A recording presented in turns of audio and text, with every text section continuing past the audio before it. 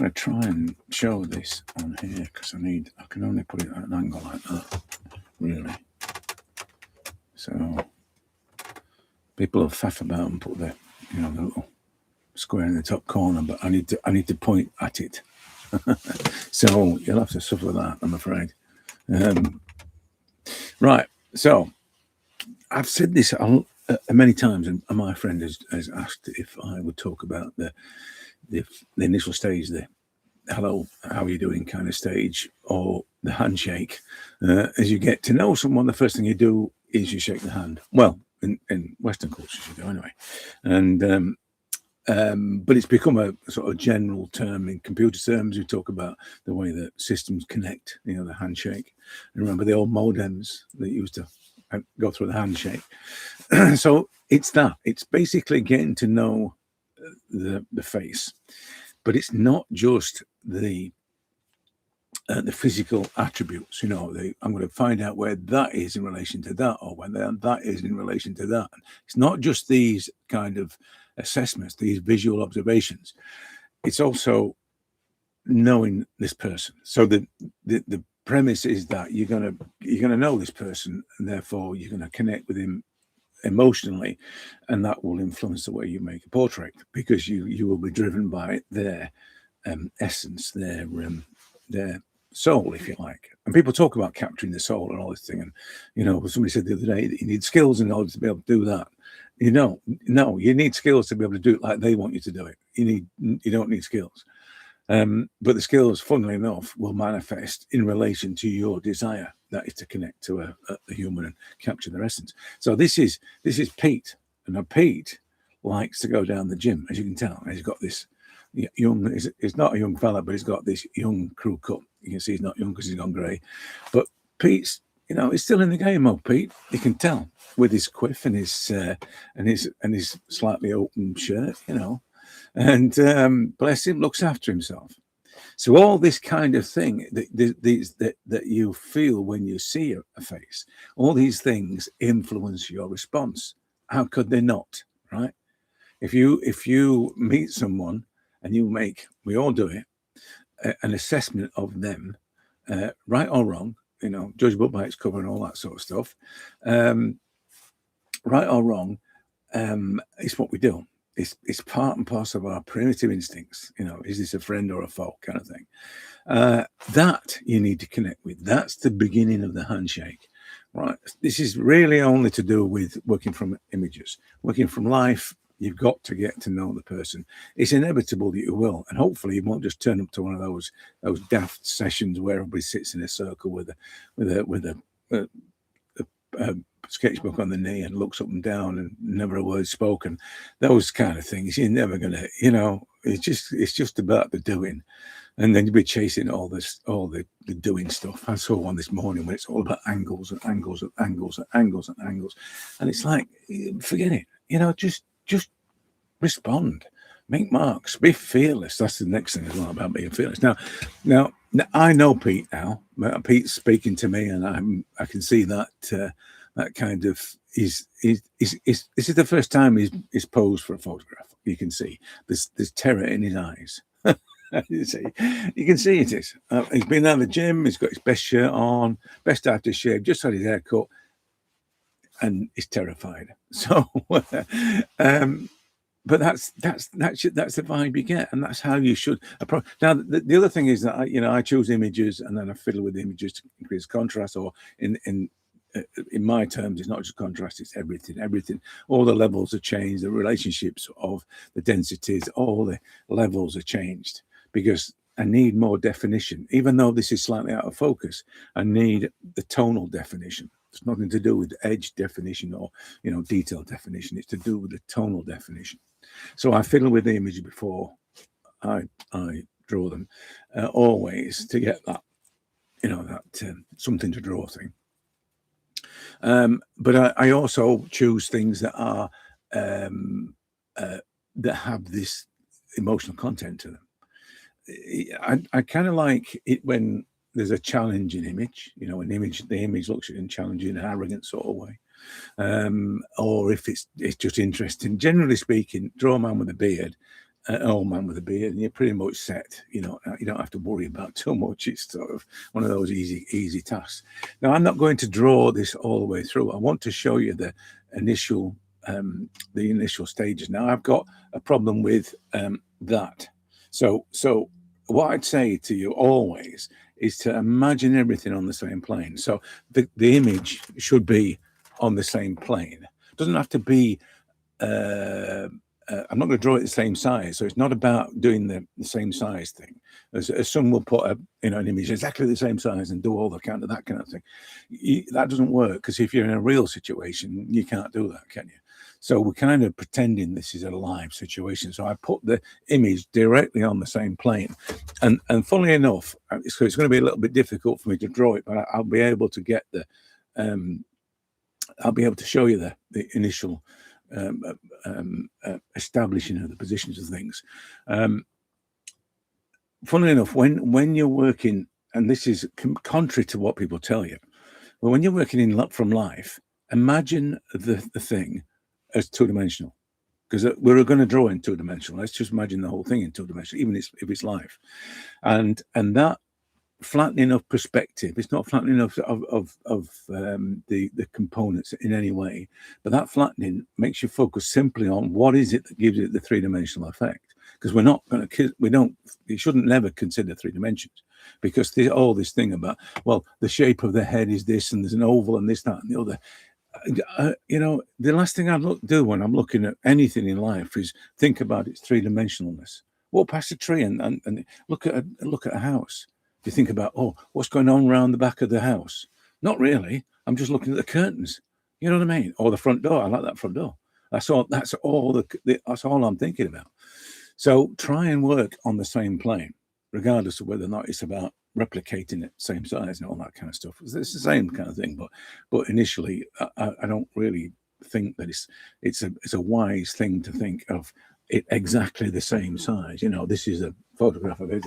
When I was drawing this yesterday, if I'd had the actual original at the side of it, I was transposing everything. Again, it's too much focus on the doing. You know what I mean? It's like, oh, the production is the important bit. No, it's not. Your response is the important bit, regardless of the production. The production will take care of itself if you've got the response right. So this is my, and if you go on the courses, I talk about these. I'm trying to do it so you can see it and I can see it. I talk about the early starts, right? When people show me the drawings, and I'll say, show me your early starts. And this is the early start for me. So I'm at this point, I'm not drawing. I am just looking for things that are going to give me locations. I'm looking for loose approximations of things. I'm not looking for. Now, I do on the course of talking about the dots. So it would be the tip of his chin to the tip of his nose to his hairline, for instance, would be 3 dots. Doesn't have to be 3 dots, as you can see. I've gone well past the 3 dots thing now. So I'm just looking at the locations of things in any kind of form. I'm not really bothered. Now, this is charcoal. So whereas I don't know if you saw these, whereas with these, you kind of don't have the luxury of meandering around, and ultimately it'll get absorbed in the production. Whatever you do with this, you're going to see. This is kids' wax crayons, but the beauty of this is that the initial lines can be very faint, because it just glides. You can hear this grinding, but this glides across the surface. So you've got 6 of one half of there's benefits to this and there's benefits to that. But with it being charcoal, there is an element of reassurance in its maneuverability. So what's happening now is I'm not going to go to the point of drawing it. I'm going to go to the point. See, I'm at the point now where I'm pretty sure I know where everything is, right? But you might not see that, but that's the whole point. The whole point is that I've developed a shorthand that I understand that tells me that I'm ready to move on. I can see where things should be. That's really what you need to be aiming for. So whatever you do, whatever mechanism you use to actually allow you to identify the key elements of it, then that's your thing. It's not for other people. Other people shouldn't see it. It's not about them. It's all about you. And that's the I suppose reassurance element of it. It's like you don't have to be scared because no one's going to see this. This is all. But the thing about it is this element of, or this level of investigation, which this is what it is, to find where everything should be, will result in a much better outcome. And those that would judge you on your production capabilities will certainly be impressed by that. And that's the kind of irrelevance that you should treat them with, because they're not, if they need to be impressed by what you do, then they don't understand what you do. But that's the issue, is that there's always going to be, which is where the fear comes in, and all the artist block and all that sort of nonsense. But as I said, you can see how this face is developing. One of the things somebody said this morning about they'd done a drawing, this, that, and they showed the stages and it all failed. It was just because they were drawing too soon. So this stage here is not the drawing stage. And this stage I shouldn't be drawing. I shouldn't be going in, right, I'm going to now sort of, this is the eye here, and this is where the round, this is the highlight, this is the upper lid, this is the eyelashes, I shouldn't be doing that at this stage. It's too early to be doing that. But I mean, obviously I can do it because I've done it that many times. But you can see how the eye develops. It's too soon to be doing that. Am I 100% sure that this is where the eye should be, or this is where this eye? Am I 100% sure that that's where they should be? Until I'm 100% sure, I shouldn't be drawing. But that's the point. This is the point of the handshake. This is the bit where you get to know the face. I get to know how that hair goes up there, and and I'm gradually getting to know this person better and better as this is what a portrait is. This is what a responsive freehand portrait is. It's just getting to know someone better. That's all it is, through marks. But that's it. That's the handshake. That's the handshake stage, where you're just getting to know the face. You've gone through this guy's name's Pete, whatever. Call them whatever you want. I mean, that's the other side to it. I mean, I use the word Pete and then made visual assumptions about his persona, but that's not really how it works best. It works best if it's somebody if I say, for instance, this could easily be Pat, my mate Pat. Now I know Pat well, so I've got a whole library of emotional responses to Pat.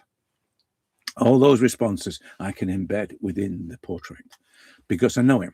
So if I choose an image that is like somebody I know, that resembles somebody I know, I can then assign his persona to it, and then from that persona that I know drive the way I make the portrait. So that's it. It's not hard, this bit. I don't understand why people want to get into the mechanics and the mechanics and the mechanics and the mechanics and the mechanics and the mechanics and all this sort of thing. It's just complications. If this doesn't work as a actual photographic replica of a face, it's kind of irrelevant. If it is Pat or Pete, in essence, then that's the relevance. That's what we're aiming for. That's what we're aiming for in all our portraits, to have that persona embodied within the portrait we make.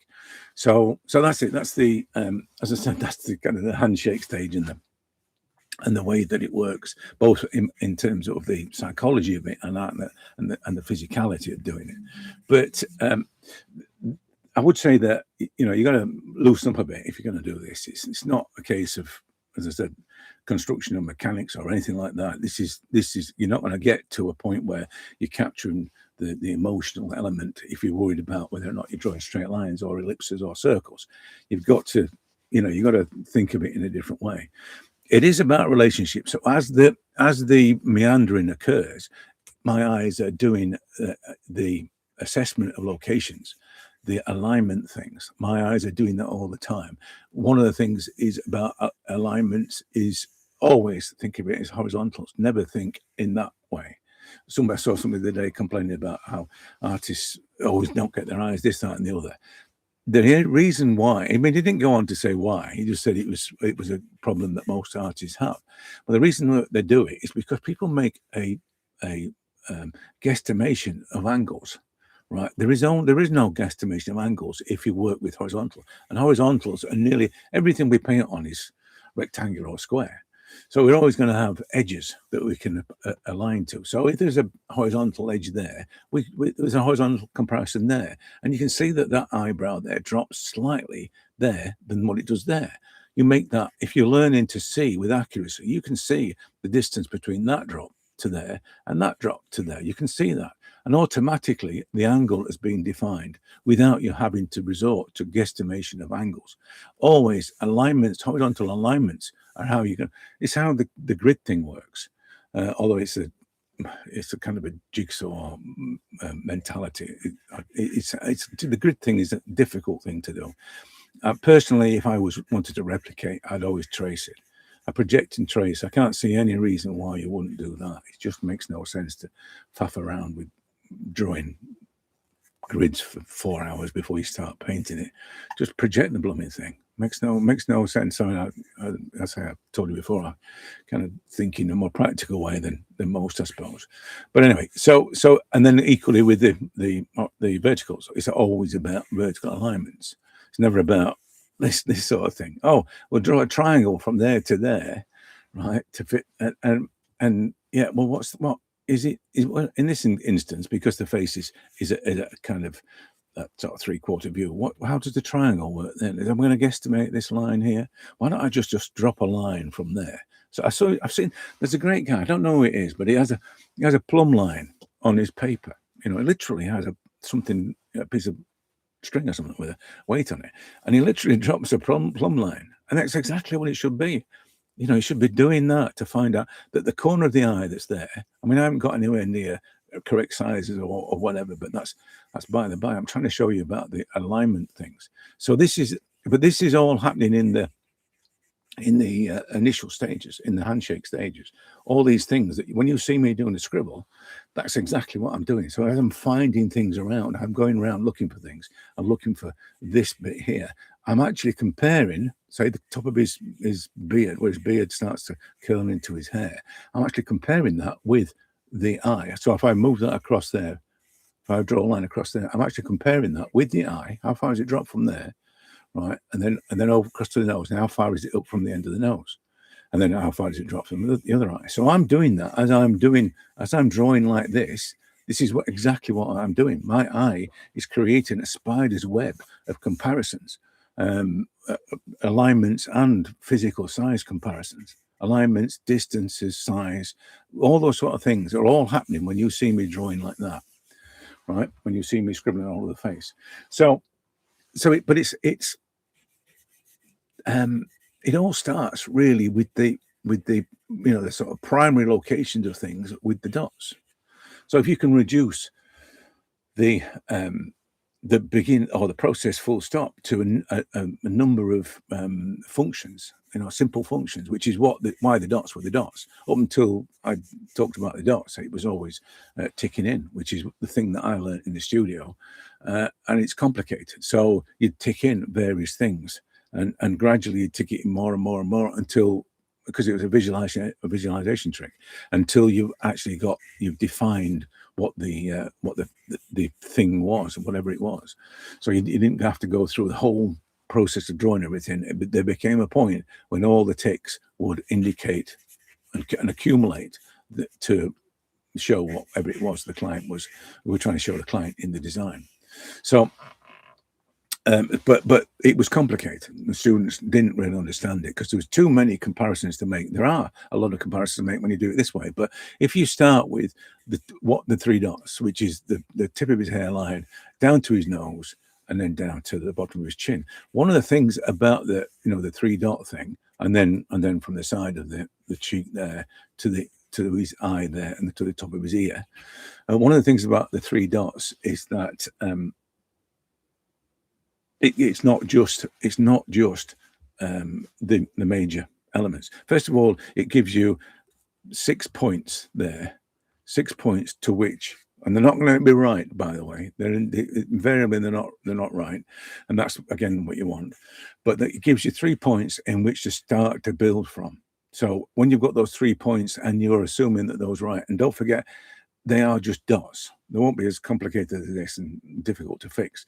They'll just be 3 dots. So you can, if that's not in the right place, you can move it.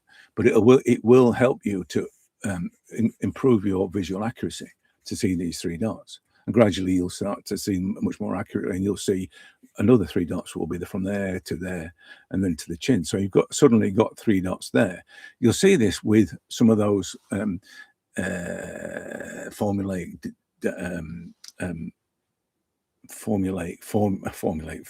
divisions. You know, when they do that and then they go, oh, that's half and that's half and that's half and that's half and that's half. You don't want to get anywhere near that because people aren't. I mean, this guy's kind of a normal face, but a lot of people don't look normal. But I don't mean that in a derogatory way. I mean they don't have predictable locations of their features, and you want to keep away from symmetry features that have symmetry, because most faces don't. But when I was looking for this, I was trying to find an image that didn't have symmetry, because it's not. Because as soon as symmetry is involved in it, your visual assessment's blown, because you'll see the symmetry in it and you'll mimic the symmetry, but it's not. Most faces aren't symmetrical. And then the other thing part about it, most faces are just, well, all faces are just shape and tone. Never think of it as an eye. Oh, I'm drawing an eye, and therefore I'm going to do this because an eye does this, and I'm going to do this because an eye does this, and I'm going to do this because this is all how all eyes work. And there's the lid and the inner lid, and the structure of the eye is always going to be like this. That's the problem. Don't think of it as a thing. Think of it as a bunch of shapes and tones. That's what you're looking at. That's what you're seeing. But by calling it a nose, you have a problem. If you call it an eye, you have a problem. You don't want to be doing that. You want to be just looking and responding to it all the time. This is happening. This is still about my personal feelings towards Pat. It's all about that. He's a nice guy, kind of thing, and I want the nice guy to be in the portrait, regardless of my execution. That's the thing of it, regardless of execution. But I don't want to get into that yet. I just want to talk about the early stages, the handshake stages, getting to know the subject. I guarantee that, and then you can prove this yourself. It's not like it's a daft idea. Once you draw a relative or a friend or somebody you love, get past the bit of oh God, it's got to be perfect because it's my mate. Forget about that. Or it's the wife, and all that, and all the pressure is going to come to you if you don't make it beautiful enough and all that. Forget about all that, because if you genuinely connect with somebody, then it will always be a true representation of them. And I'll say that with you made me ugly. Yeah, but that's because you are ugly. No, that's a fact. It's just if you connect with the truth of that person, whatever you do, it will be true, right? And that's why people get uptight about the replication thing, because and they'll only resort to replication. Again, this is why my professional portrait artists, they'll always say, I hate commissions. Yeah, because you just don't get this. You don't get the idea that it's about you representing their truth, not about making an accurate copy. Look at the stripes on his shirt, they'll say. Look at he's put every bead on the necklace. Yeah, but it's still a bit lifeless, isn't it? You know what I mean? That's the thing. People don't like that. I mean, people don't like me for saying stuff like that, but it's true. It's true. It's like, if you haven't caught the life force, if you haven't caught the essence of that person, forget about how many beads you've actually rendered or how closely you've followed the pinstripe on the suit. Makes no difference. because you're not doing this bit. You're not connecting with the person right from the get-go. So this is you can say what a mess this is, and I could turn this into a fully blown finished drawing, not a problem. But the most important bit is this bit. It's me getting to know this face, me getting to know this face visually and emotionally. As I said, I know Pat, so I've already done the emotional connection thing. But and that, as I say, is what you should do with images. Find images that you can relate to. That's both in terms of being able to draw it or being able to connect to it in a emotional way. And that's it. As I said, it's probably different to what people will tell you. It's not right nor wrong. It's just how I do it. And people ask me how I do it, so this is how I do it.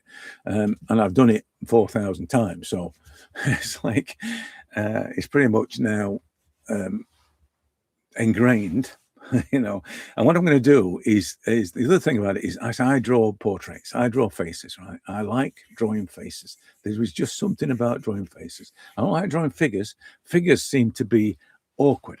I like drawing figures if I'm working bigger, but the awkwardness of figures, I don't see the unless they do those, sort of, I don't know. There are two kinds of figure artists. The ones that do those women sat in a chair kind of pondering figures. And there are those that do women in a group or men in a group that are busy. This is people. These are artists. These are people working at a lathe, or these people basket weaving, or if you want to go Soroya, these are people down the beach capturing fish, and I can't get where that fits. That's the reason. The guys down the beach capturing fish, the Soroya thing, it's a representation of a moment. Had he been there with a camera, he'd have done the same thing. You know what I mean? So where does that fit in terms of artistic? I mean, it's skillful, it's a beautiful image, capturing the colors, everything else. A camera would have done the same thing. There's your question. So I've got that practical kind of, well, hang on a minute, what's it all about? Kind of feel about it. And the women reclining in chairs looking all kind of moody and atmospheric. I don't know. It's the model, it's the location, it's the setup. The doing kind of becomes dependent on those things. But with faces, there's just something about faces. This is people. We are. This is us. This is the thing that we show the world. Everything else gets covered up. But this is the thing that the world see, and this is where the world get to see who we are. And that's what fascinates me. That's what fascinates me. I'm not, as I say, I don't come from a portrait background, and I'm not, steeped in a I've done it all my life kind of thing, because I haven't. I've only done it since 2019, and prior to that, I'd never have considered doing a portrait. Just because of the commerciality of it, I suppose, but because I'm not a commercial artist, I don't sell what I do. There's a completely different perspective for me. Anyway, as I said, you can see I can turn this into a drawing, despite all the mess. None of this is construction lines, by the way, because that's another thing that people will kind of fall the trap that will fall into, because they can't do this, because they can't see with accuracy. That's the number one skill you need to develop, and it's all based around observation, obviously. But to develop accurate seeing is everybody says it's about observation, and it's true. It is all about observation. But observation is just observing. To a lot of people, is observing superficial things that aren't necessarily the thing that makes it work. They're observing the color of their eyes or whatever. The observation thing is this: how far is that from there? How does it relate to that? What's in terms of size from there to there? That's what the accurate observation is about. So you've got to develop that. You can't get around that. That's just something that you've got to learn to do. If by the way, realism is your thing, because your response to a face may not be a realistic response, and that you've got to learn that that is cool. You know, it's just because yours doesn't look like somebody else's or whatever, it makes no difference. And that pursuit to look like somebody else's work thing, you know, oh, he's a great artist, I want to do it like that kind of thing. You got to kick that habit, because that's not good for you. Being able to do it like somebody else is not a skill. It's just mimicking. You know, you're a mime artist, so you don't really want to be like that. You want to be you. You want to, whatever responses you make and the way that you chuck the charcoal around or scribble with your crayons, it's got to be you. It's got to be your singular response. It can be influenced by others. It can be influenced by the same things I'm saying, but it's not about being able to do it like me. It's about being able to do it like you. That's the thing. That's the thing. That's the road that you've got to take. It has to be. You've got to have that singular understanding, that singular response to someone, to the world. But in terms of the practical side of things, I just wanted, and I might do it, I might not do it later, but I wanted to show that this is the, you know, we're going to find out where everything is, and we're looking at relationships of things, and as I said, quite a loose, gradual build-up. It doesn't matter what you're drawing for that to work. It can work with anything. It's a little more production orientated when it's a vase. I was going to do a vase or some kind of old ornate kettle to show you how it works, because you don't have any of the emotional stuff to worry about. So you're not trying to capture a soul with it when you're drawing an inanimate object, which is why I think people like drawing still lives, because there's, you know, it's why it's easy to draw flowers, because they're not going to fall out with you if you got a petal just a little bit too far to the left or a little bit too far to the right. A rose is always going to be, you know what I mean, or a daisy is always going to be that, isn't it? You know what I mean? It's never going to be, oh, if that had been further to the left, then it would have been a completely different emotional spirit. It's a bloody daisy. You know what I mean? It's like, so, but this approach of looking for the key points as you're just, however you traverse the face, however you know, whether you can call it a scribble or a doodle or whatever you want to do it, however you find these points, it is about finding the locations of things and their, you know, their starting points, and then ultimately their physical relationships. So when you're looking for these, and I said to somebody this morning that, you know, you look for the top of the ear and the corner of the corner of the eye, you're looking at those relationships there. You've got bang, bang, bang, bang. So you've got that distance there to worry about. You've got the distance of his where his hairline is. You've got the size of his ears there. You know, you've got all those things that you need to make comparisons of. But once you've got all those in place, then you can worry about drawing. Like I said earlier, diving into the drawing of it when you haven't decided on the placement of everything is where most people go wrong. And what happens then is they try to finish it. You know what I mean? They think, oh, if I make it more detailed, make it more accurate, then it's going to fix it. No amount of finish or technical skill or technical ability will make a bad drawing any better than a bad drawing. It won't improve it. It will still have things that don't look quite right, whether it's size or whether it's location or whether it's alignment. They'll not always look right. You can't, sorry, I look wrong. So you can't just blend it into reality. You know, you can't blend it to make it look better. It don't work. It'll just look like a daft, over-blended drawing that just doesn't fit. So anyway, I'll leave it at that, because there is just, I mean, you can see things are starting to work, but I need to, you know, sort of look at the distance from here to here, and, you know, all these sort of things. But this is the other thing about the and it's probably more to do with charcoal than anything else, but that this is a fluid thing. This is an evolution of a drawing. It doesn't become right straight away. It probably don't become right even at the end of it. It's still always in that molten state. So you've got to allow for that. Everything is evolving. Everything is, as I said, in a molten state. So you can gradually work with things. So if that distance isn't quite right, we're looking at it's probably okay. But if that distance wasn't quite right, I can move things around. The ear can move slightly to the left. So you're always going to be in that situation where the thing is, as I say, fluid and molten.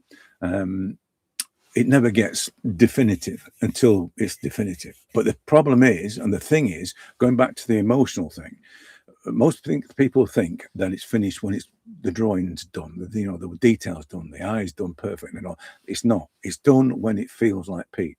When it feels like Pat or Pete, that's when it's done. So it may well be that it is still in a fluid state, but as soon as it feels like Pete, job done, because that's all you were employed to do.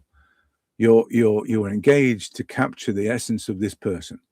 You weren't engaged to replicate the fine detail of their lace frock, unless you were, in which case, because that's the confusion, you see. Back in the day, people would do that. They would do that because it was better than a photograph in most cases, and the photographs were sort of black and white or sepia. But people with money would have a portrait artist make a resemblance of them, and that became the norm for portraiture. The idea that it was about capturing the essence of a person was not considered. It was considered because it was just a case of someone capturing a beautiful lady in a frock, looking at her fineries, and that would then become her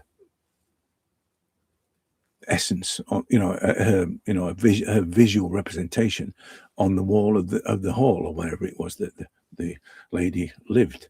So it's a completely different thing. It's a completely different thing to what we're trying to do with this. It's not, it's and that's the problem. It lingers. That way of thinking of portraiture lingers. So you get lots of people saying about, they do paint like the greats and all that kind of stuff. But their motives were not what ours are. We've got the luxury of photography now, so we don't really need to make photographic replicas. It doesn't make sense to do that. And I think once you can come to terms with that, again, everything changes. You're no longer in that, I'm going to replicate a face because there's no other way of replicating the face. So I've got the task, or the finery and the clothes or whatever. I've got the task of doing that. So that's suddenly not a necessary. And you saw that with Sargent. Sargent was on the cusp of that.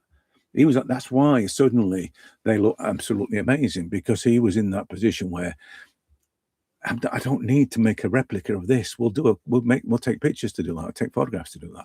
I don't need to make a replica, so I can be as free and as loose and as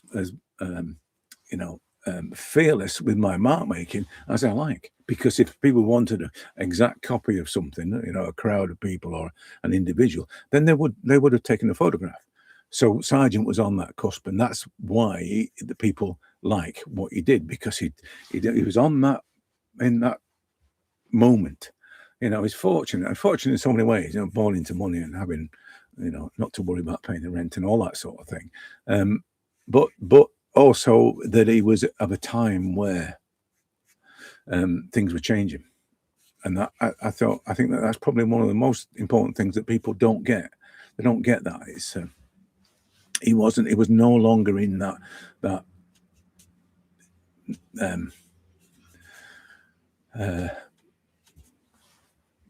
bubble of portraits are about capturing the king's face because nobody knew who the king was. He was no longer in that playground, and no longer confined to that need to replicate, so people could recognize him on the streets, that kind of thing. Anyway, so yeah, I'm not going to. I can see this. You can see this is charcoal. I'd say one of the things I would say about this as well is that you can see in that eye, and you can see in that eye, the evolutionary thing. So as I go from dots to scribbles to connected this, that, and they're looking for alignments. The line making is evolutionary, and as I'm trying to confirm more that shape is right. That's dark. That should be that dark enough, and it should be a little bit lighter in there. There's a bit of a highlight above there. As I'm doing all that, and these marks cumulatively create a tonal effect. They start to look like the that it's shaped. You know, the form is starting to realize, and that's because of this evolution. That it's suddenly, as you just see me doing that, it's not quite dark enough there, so I've added a few marks to it, and it's made it look darker. The eyebrow, sorry, isn't quite in the right place, so I move it across, and it's a little bit darker in the corner, and it comes across there, and it's a little bit darker there.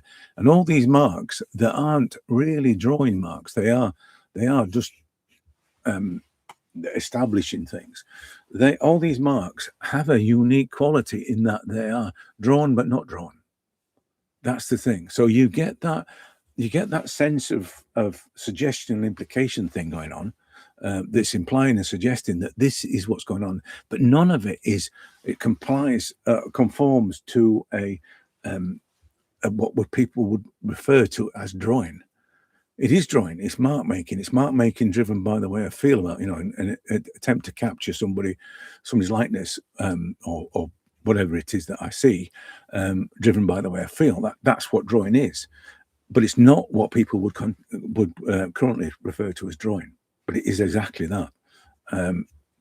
Anyway, as I said, hopefully I've made a bit of sense. I'm going to do, just as a follow-up to this, I'll stick it on the end of this one. I will draw a vase and show you how it works with inanimate objects. It's exactly the same. It doesn't it requires the same skills apart from the emotional connection thing. So I'll say I'll do that, and I'll put them all up together. So I love you, leave you. As I said, I hope it made sense. If it doesn't, put a comment down below, and I'll try and do another one. And if it'll help, I'll try and be a bit more clear and less rambling. I know I've got the curse of the ramble, but this is really important, really complicated, and really simple all at the same time. So this is why I ramble on about it, because it's part of me is, why don't people understand this? Part of me is like that, the teacher's curse, the presupposed comprehension thing. Part of me is like that, and part of me is trying to rationalize it, and that's always a danger with creativity, to rationalize and formularize and give it reason is always going to dismantle the magic, and that's the reason why it's difficult for me to say, oh, I'm doing this because I can just give you the basics and then you can run with it. That's kind of what I'm hoping for. Right, as I said, I'm going to go out and I'll catch you later.